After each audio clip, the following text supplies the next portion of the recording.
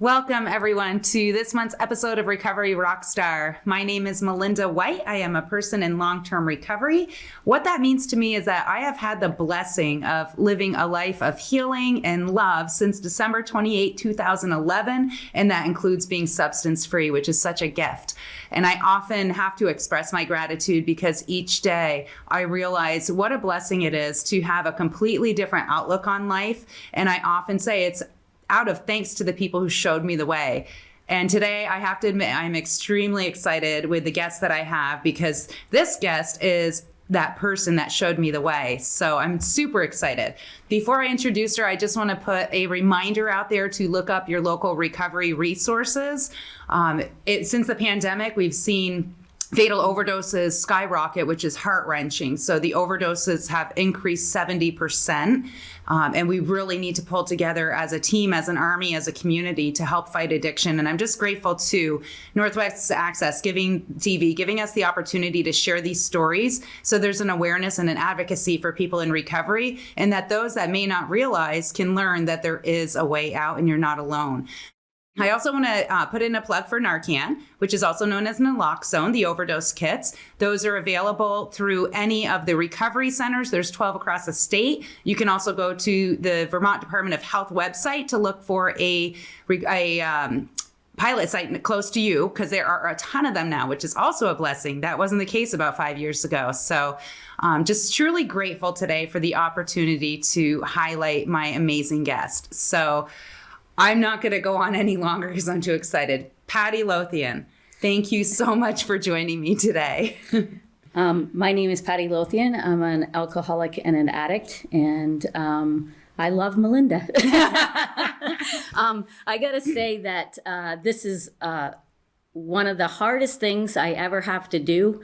And because of my recovery, I'm able to do this. I was one of those people who drank to be able to talk to people, to be able to dance, to be able to do anything. So to be able to sit here and have this conversation with Melinda being recorded is a miracle in itself. So and you're not sitting on your hands even. No, but my hands are moving.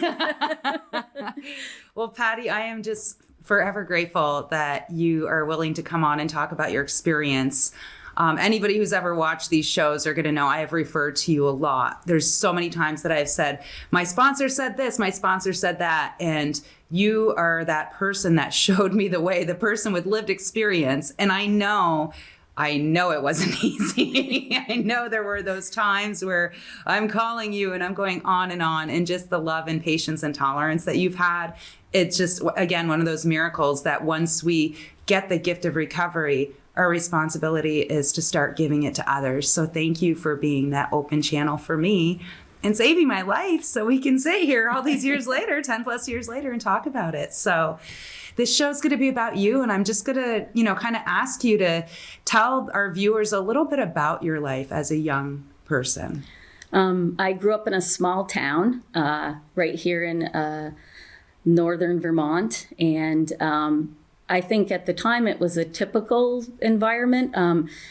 There was a lot of drinking going on because there wasn't much else to do in the area. And my dad was a drinker. My mom really wasn't, but my dad was, and most of his brothers and sisters were. And it was a big family, and we had family get-togethers, so there was always alcohol around. And I don't really remember if I drank when I was little or not. When I was younger, the first time I remember drinking, I was probably 12 years old. And I went to the neighbors, and they had tequila. And back then I probably weighed 80 pounds and I was 12, and they had me do shots of tequila, and I did like one, and they said, oh, that's enough. But I thought that was fun and I could do a lot more. And I drank like 4 shots of tequila, and then that was it for me. I couldn't stand up. They had to keep me up there at the house so that my mom and dad didn't know that I had gotten drunk at their house. But that was my first introduction of really ever getting intoxicated. And I swore I'd never do it again. So, and I didn't keep that promise. Is that not like one of the most common things that we find as we look back on our journey on how many times did we wake up the next morning or even have a light bulb that night or whatever time to say, I will absolutely never do this again. And sometimes it's only hours later that just completely leaves us because of what alcohol does to our brains. So interesting. And it's, again, common too that it's at a young age that people experience it. So tell me a little bit more, as you grew up, how did alcohol end up kind of affecting your life, alcohol and drugs? Did you find that as the years went on that you started kind of reaching for it a little bit more?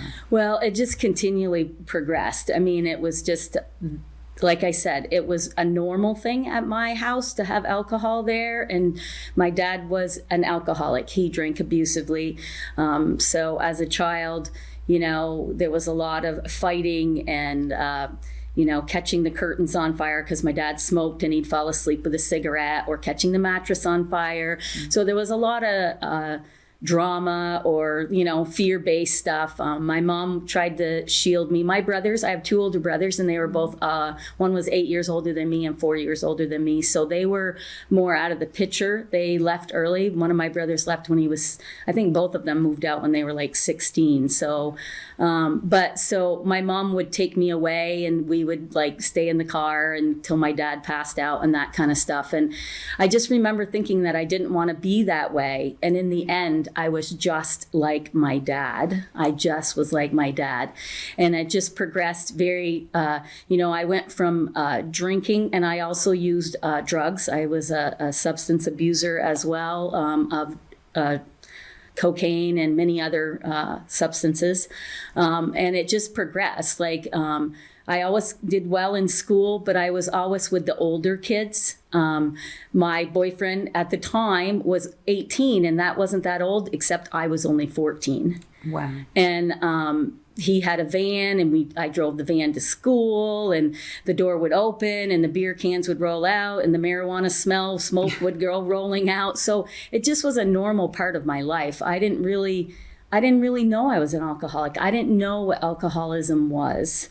I just thought that was normal. I really did. And it just, when my father got a DWI, both my brothers got one, my uncle got one. And when I got one, I said, I'm just part of the family. And my poor mother had to drive us all to the classes. So I felt bad for her. And then I don't know exactly what happened. I guess what happened is I always got involved with people that drank a little bit worse than me or used drugs a little bit worse than me. And of course, when I turned 18, I no longer needed that boyfriend that was 18. He was then 22. I then left him and then just went on to, I went to bars, then I worked in bars, then I lived above bars. It's like I just kept getting closer and closer to my drug of choice, which was alcohol. Right. So, and it's interesting too how you had alluded to earlier, seeing the way that your dad was and not wanting to turn out like that. And yet all of a sudden, and we look at, oftentimes people ask, well, how do I know if I'm going to develop addiction or alcoholism? And how does a person, get those answers? And there's no way to really get concrete answers. But one of the things we do know is that genetics can play a role. Learned behavior can play a role.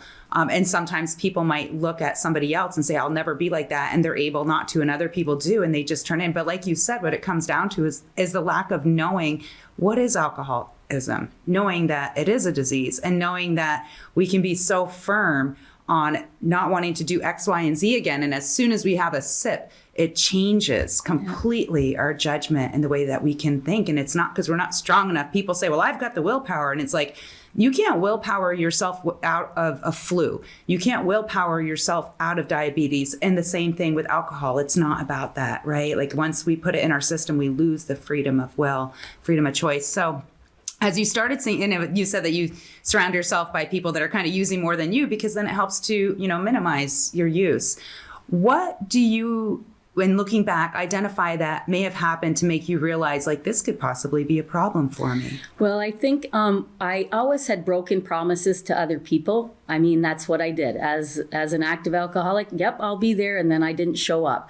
I'd have concert tickets and I wouldn't go to the shows because I wanted to drink more than I wanted to go see the concerts. And I realized that all of a sudden too, I used to be the life of the party. When I drank, I was fun. I could, dance better and sing better and do all those things better. And then in the end, I became very ugly. And I would drink and I would get ugly and I would fight with people. And it didn't matter how big they were. It didn't matter if they were male or female. I think sometimes I look for the biggest, meanest person in the bar just so I could pick a fight with them. And that wasn't who I was. And there were people in my life that were like, you're not the same as you were. And I was like, whatever. And like I said, though, most of the people I was with, they were drinking just like me. So they weren't going to say anything to me. And then what happened is I was dating someone and they went to a detox facility. And I went there to visit them. And even at that point, I was in denial. I went there and I felt so bad for those poor people who had to be there, who couldn't drink anymore. Because I went and saw him and he tried to talk to me about things. And even then, when I left that facility, it was in Burlington and I went up the street. There was a bar on the corner, a pizza place, actually. So I went in and I ordered a slice of pizza with a pitcher of beer because I had to justify the pitcher of beer with the pizza, Right. So, but that was really the beginning of the end. I stayed in touch with him, but I continued to drink. And then what I hoped to be my last drink was in June 1st of 1987. I ended up in a blackout again. I ended up breaking another promise to myself.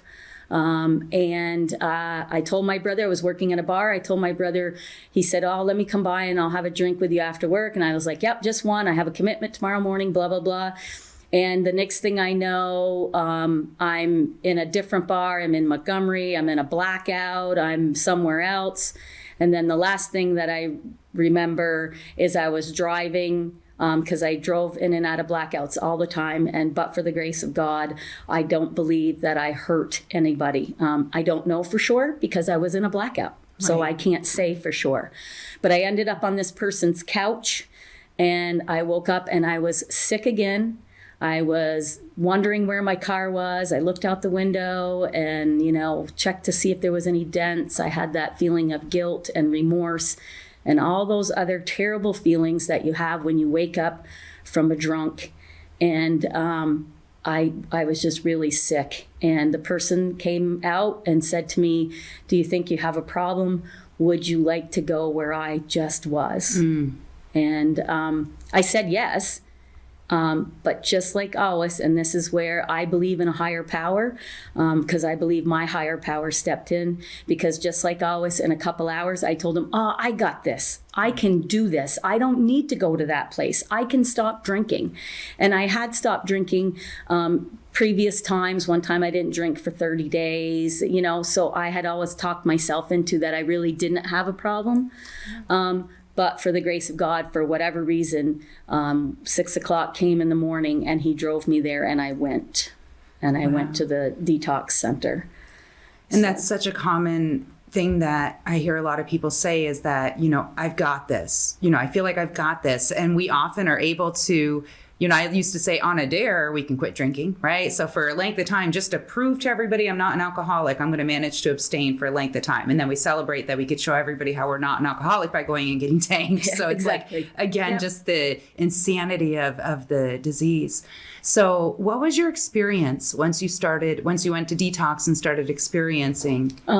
Well, I went to detox and I was in there and a woman came by as I had my head down between my legs because I was thinking this was a big mistake. I don't belong here. And she touched me on the shoulder and she said, you're in the right place. And that just to me was amazing that this person would say this to me. And through the detox, I was introduced to different 12-step programs. Mm-hmm.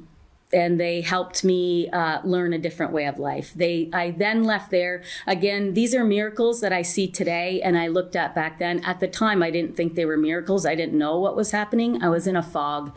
I was just really sick and tired of being sick and tired. I was sick of breaking promises. I was sick of the guilt and all those other negative things that come with that. So I was at this detox and they could only keep me for 5 days. And the place where I was going was a longer term recovery and they didn't have a bed for 10 days. And I told the people at the detox, if I leave here, I'm going to drink. I know I'm going to drink. Right. It's just that way. And somehow they made the arrangements that I could stay for the 10 days. And I went right from there, right to a 28-day program. And I do have to say in there, I did call my mom during that time, and nothing about her. It's just how thick the disease is. When I told her where I was and what I was doing, she said, "Oh, honey, you don't need to be there. Come home. It's okay." You know, she, that's how the disease of alcoholism, it is a family disease. Everybody's involved. Everybody's, covering it up or acting whatever. But I didn't, which I was very close to my mom, but I didn't. I said, "No, Mom, I'm going to do this." At the time I worked at a bar, I did all the responsible things. I called the bar and told them I wasn't coming back, that I was going away. And they said, "Well, when you get out, you can come back to work for us." So, I went to that 28-day program, and when I got there, there was this big sign. The place was called Maple Leaf Farm. It's no longer open, but there was a big sign above the door that said, "You are no longer alone." And that was a peace that came over me, because during the days that I was at the detox center, I learned that alcoholism was a disease and that I was sick and that I wasn't bad, because I thought I was this terrible person. I thought I was possessed by the devil. I thought all kinds of things. I thought there was no hope for me, that this is the way my life was always going to be. And through Ease, which is no longer there, and Maple Leaf Farm, they introduced me to 12-step programs, and they introduced me to therapy, and they introduced me to literature, and they introduced me to other people in recovery. And that is where my recovery started.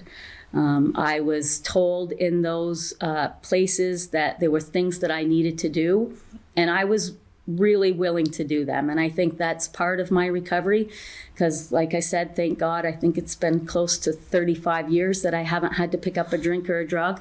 And I say that with all sincerity, because I could pick up a drink or a drug tomorrow. It's only an arm's length away from me. I have to do the things that I've always done if I want to stay sober. And those things are work with other people in recovery, do this program.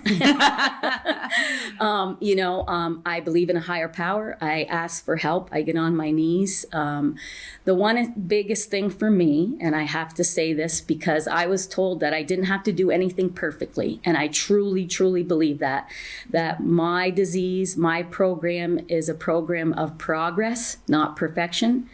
But I had to make the choice. I was probably 6 months sober, and I have a sponsor, and she said to me, "There's going to come a time that you have to get off the fence. You have to make the choice of whether alcohol is part of your life or isn't part of your life." And that day came, and I chose at that day that no matter what happened in my life, I would not pick up a drink. And that really has been, there have been a lot of other crazy things. I've gone to a lot of other crazy places, but the one thing, whenever I feel like I want to drink, I reach for the other tools that were given me to take care of that, because it's no longer an option. When that comes in my mind, it's no longer an option. It just isn't. For me to drink wouldn't be the fear of death. It would be the fear of living with the knowledge that I don't have to live that way anymore. Right. Because my life today is, I'm going to cry. I know. My life today is a miracle. It just is. I have a life today that I could have never dreamed of. This is the hardest part for me. I cry every time, and I tell myself I'm not going to. I have a job and a home. I have friends. I must give this little thing too. When I first got sober, they told me to get a sponsor, and they said, look around and see who you think you want to be like. And this lady that I asked to be my sponsor, she had a job, a husband, and a car, and that's all that I wanted out of life. I didn't even think about, being sober. I was just trying to be what I thought was a productive human being, and but through her help and through the program of the 12 steps, my life has become amazing. I've been able to do things that I never thought I could do. I've been able to be there for people that I never thought I could be there. In recovery, I've been able to dance, which I never thought I could. I've been able to go to weddings, and I've been able to go to funerals. I've been able to walk through breakups. Any number of good and bad things that have happened in my life, I've been able to walk through it sober. Right. And how I did that was someone took my hand and showed me how to do it. Right. It's a real togetherness. Whenever I get confused or worried about something, I call someone else who's in recovery, and they help me sort it out and help me figure it out.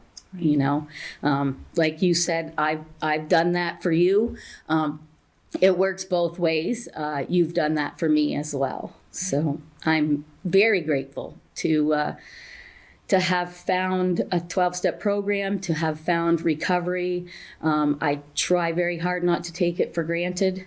I try to give it away as much as I can. I don't know. That's the, and I apologize for crying. Don't apologize. That's why I put the tissue box there. I know us. Well, I do. I just get so overwhelmed with gratitude because it's just my life. So I don't think about it all the time until I sit down and share with somebody my experience, strength, and hope. And then it all comes back of what I lived like, and then what I live like today are totally different. So I love how you mentioned, when you were identifying a sponsor and what you looked for, somebody with a job and a car and a husband. And I often tell the story, I'm sure I probably have on a past show, and I know I tell it often, that when I chose you, and we were in a 12-step meeting, I didn't know you, and you were crying a lot. And I was like, oh, this poor newcomer, I should make sure I get it. I'm like a month in, right? I'm like, I gotta help this newcomer. And then when you shared, I was beyond blown away with the wisdom that I heard that came out, and the strength, and the fact that you could cry in front of people and be that amazing, that I was like, that's what made me choose you. Is I want to be like this person who is comfortable enough to be real, that if she's sad, and it was tears, you had tears of sadness and of gratitude, right? It was all, and it's like, that's what I wanted. And I'll be forever grateful to you for that. I love you so much.